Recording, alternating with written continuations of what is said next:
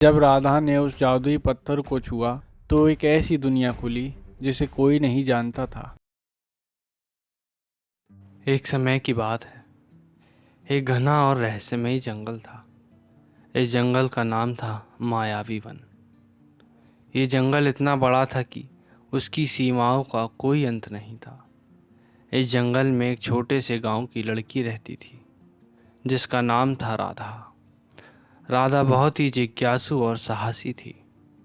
उसे नई नई जगहें खोजने और अद्भुत चीज़ें देखने का बहुत शौक था।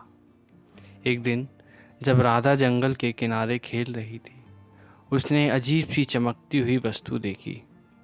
राधा उस चमकती हुई वस्तु के पास गई और देखा कि वह एक जादुई पत्थर था।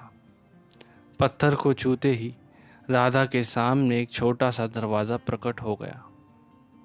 जैसे ही राधा दरवाजे के अंदर गई, वहाँ एक अनोखी दुनिया में पहुँच गई।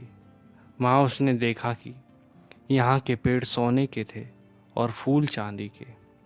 पक्षियों की आवाज़ स्वर्ग के संगीत की तरह लग रही थी। राधा ने चारों ओर देखा और महसूस किया ये जगह साधारण नहीं है। अचानक से एक छोटा सा जादुई इंसान राधा के सामने आया जिसका नाम अंकुर था। अंकुर ने राधा से कहा, स्वागत है राधा, मैं तुम्हारी ही प्रतीक्षा कर रहा था। राधा ने हैरान होकर पूछा, तुम्हें मेरा नाम कैसे पता? अंकुर ने मुस्कुराते हुए कहा, ये जादू ही जंगल है, यहाँ सब कुछ संभव है राधा। अंकुर ने राधा को बताया कि इस जंगल में एक खतरनाक जादूगर रहता है। उसका नाम कालिदास है। कालिदास ने इस जंगल पर अपना काला जादू फैला रखा है। अंकुर ने राधा को बताया, कालिदास का जादू सिर्फ एक लड़की की मदद से तोड़ा जा सकता है। राधा ने साहस से कहा, मैं क्या कर सकती हूँ? अंकुर ने कहा, तुम्हें एक विशेष फूल की खोज करनी होगी जो कालिदास के जादू को तोड़ सकता है। राधा और अंकुर ने मिलकर उस विशेष फूल की खोज शुरू की। उन्होंने जंगल के हर एक कोने को छाना, लेकिन फूल नहीं मिला। राधा और अंकुर ने हार नहीं मानी और अपनी खोज जारी रखी। कुछ दिन बाद राधा और अंकुर एक रहस्यमयी झील के पास पहुँचे। झील के पानी में एक चमकती रोशनी थी। राधा ने महसूस किया ये वही जगह हो सकती है। जैसे ही राधा ने फूल को छुआ, कालिदास वहाँ प्रकट हो गया। कालिदास की आंखों में गुस्सा और ताकत की चमक थी।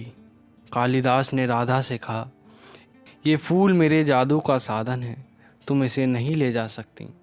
राधा ने साहस से कहा, ये जंगल अब तुम्हारे काले जादू से मुक्त होगा। कालिदास ने राधा पर जादुई हमला किया, लेकिन राधा ने फूल को अपने हाथों में कसकर पकड़ा था और अपनी दिल की सच्चाई और साहस से जादू का सामना किया। फूल ने अपनी चमक बढ़ाई और कालिदास के जादू को तोड़ दिया। कालिदास का जादू समाप्त हो गया। जंगल में फिर खुशहाली आ गई। राधा ने अंकुर के साथ मिलकर जंगल को पहले जैसा सुंदर और सुरक्षित बनाया।